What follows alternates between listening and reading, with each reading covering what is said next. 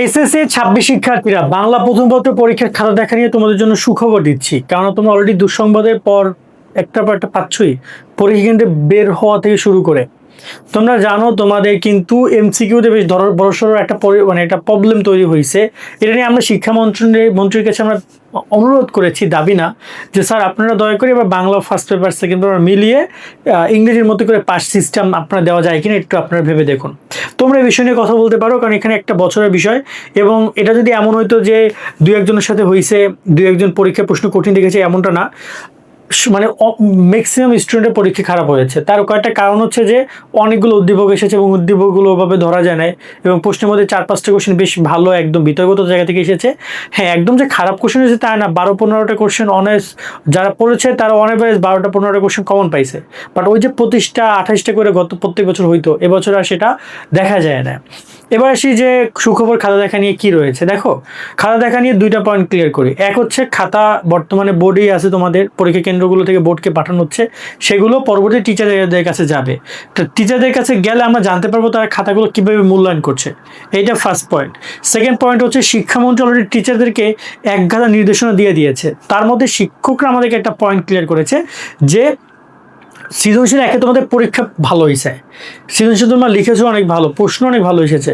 আমরা কেন, যারা মোটামুটি ক্ষেত্রে সাজেশন প্রপারলি দিতে পারে তাদের সবার সাজেশন কমন পড়েছে, স্বাভাবিক। এখানে কমন না পড়ার কোনো কিছুই নাই। প্রবলেম তৈরি হবে তোমাদের গ্রুপ সাবজেক্টগুলোতে, আইসিটিতে, এরকম সাবজেক্টগুলোতে বেশি প্রবলেম তৈরি হয়।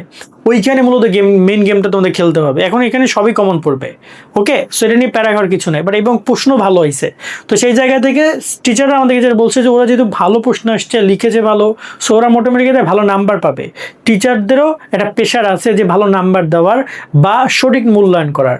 মানে থাকে না, প্রতি বছর শিক্ষকরা দেখি নিজেরা মূল্যায়ন না করে অন্য কাউকে দিয়ে মূল্যায়ন করাচ্ছে, শালাকে দিয়ে, বউকে দিয়ে, ভাইকে দিয়ে, ছোট ভাই, বড় ভাই, অনেক কাহিনী, পরিবারকে দিয়ে মূল্যায়ন করায়। তো এখন শিক্ষকদের টাকাও বাড়ায় দিছে।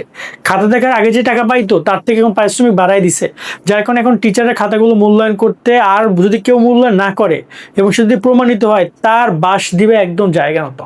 সেকেন্ড বিষয় হচ্ছে যে তোমরা নিশ্চিন্ত থাকো, পরীক্ষার খাতাগুলো খুব সুন্দরভাবে মূল্যায়ন করা হবে এবং তোমাদের বাংলা পরীক্ষা তোমরা যতটুকু লিখেছো ভালো নাম্বার পাবে। এবং তোমাদের যে হাহাকার, এটা কিন্তু প্রত্যেকটা শিক্ষক দেখেছে। আশা করি যে তাদের যদি মানুষত্ব থাকে, তাদের মধ্যে যদি তোমাদের প্রতি বিন্দুমাত্র মানে স্নেহ থাকে, তোমাদের যদি ভালোবেসে থাকে, তোমাদের খাতাগুলো তারা সেভাবে মূল্যায়ন করবে। অতিরঞ্জিত মূল্যায়ন বলি নাই যে ফেল করাকে পাশ করায় দেন, বা অনেক অনেক গ্যাপ, 10-15 মার্কের গ্যাপ তাকে পাশ করে দেয়, এমন না। 1-2 মার্কের গ্যাপ, একটু ডিস্টেন্স, এগুলো যেন তারা কাভার করে দেয়। এবং আমার মনে হয় যে তোমাদের এই যে সঠিক মূল্যায়ন প্রসেসটা, এটা যেহেতু শিক্ষামন্ত্রী বলছেন, এটা তোমাকে অনেক হেল্পই করবে, তোমাদের বেশি খারাপ করবে না। তবে এসএসসির যে তোমাদের ছোটো ভাইদের রেজাল্ট ওরা সামনে দিবে, ওইটার উপর অনেক কিছু ডিপেন্ড করে। আর যদি একটা কথা বলতে চাই, দেখো খাতা দেখা নিয়ে তোমরা যাই লিখেছো না কেন, ট্রাই করবা যে দুইটা পয়েন্ট এখানেও বলি, ট্রাই করবা বইয়ের কথাগুলো লেখার। 1 নাম্বার 1, মানে এমন আলতু ফালতু ওই যে গিয়ে হিন্দি গান লিখে দিলে নাম্বার পাবা না, ওই যুগে এখন আর নাই। নাম্বার 1। নাম্বার 2, কোনো জায়গায় তোমরা ফাঁকা রাখবা না, নাম্বার রেখে চলে আসবা না। কারণ তুমি যদি বইয়ের কোনো না কোনো তথ্য লেখো, যদি শিক্ষকের কাছে সেটা মনে হয় যে না এটা উত্তর সাথে কিছুটা হলেও যায়, যেহেতু সৃজনশীল, সেক্ষেত্রে সে নাম্বার দিলেও দিতে পারে চাইলে। বা দেখা গেলো 1 মার্কের দরকার কোনো একটা কারণে, হয়তো ফেল করা থেকে অথবা A+ পাওয়া থেকে, এন্ড ওই একটা মার্ক তোমাকে কই থেকে দিবে তুমি যদি নাই লিখে থাকো। তাই সবগুলো প্রশ্নের উত্তর দেওয়ার চেষ্টা করবা, এবং তার জন্য ট্রাই করবা টাইম ম্যানেজমেন্ট। প্রত্যেকটা সিকিউ লেখার জন্য যতটুকু টাইম, একটা 10 মার্কের কোশ্চেন লেখার জন্য যতটুকু টাইম, এই টাইমগুলো ম্যানেজ করার জন্য।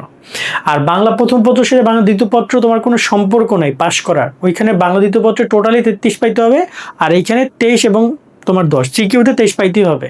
ঠিক আছে, এখন খাতা দেখা যাক তারা কিভাবে কি করে, মূল্যায়ন করে। এটা যখন খাতা তারা দেখবে, দেখারে আমাকে আগামী 1 সপ্তাহের মধ্যে তোমাদের প্রপারলি বাংলা খাতা দেখা নিয়ে একদম একটা আপডেট দিয়ে দিতে পারবো যে কীভাবে তারা খাতাগুলো মূল্যায়ন করবে। তবে তোমরা সুখবর হিসেবে রাখো যে তোমাদের খুব সিকিউ পার্টে খাতা দেখার ক্ষেত্রে তোমাদের খুব বেশি প্রবলেম করবে না তারা, এবং এটা তোমাদের জন্য অ্যাডভান্টেজই হবে। তবে এমসিকিউটা যদি পুরোটা কম্পিউটার মেশিনের মাধ্যমে মূল্যায়ন করা হয়, ওইখানে আসলে খুব বেশি বেনিফিট কতটুকু কী দিতে পারবে, এটা আসলে বড়টা সোট অফ।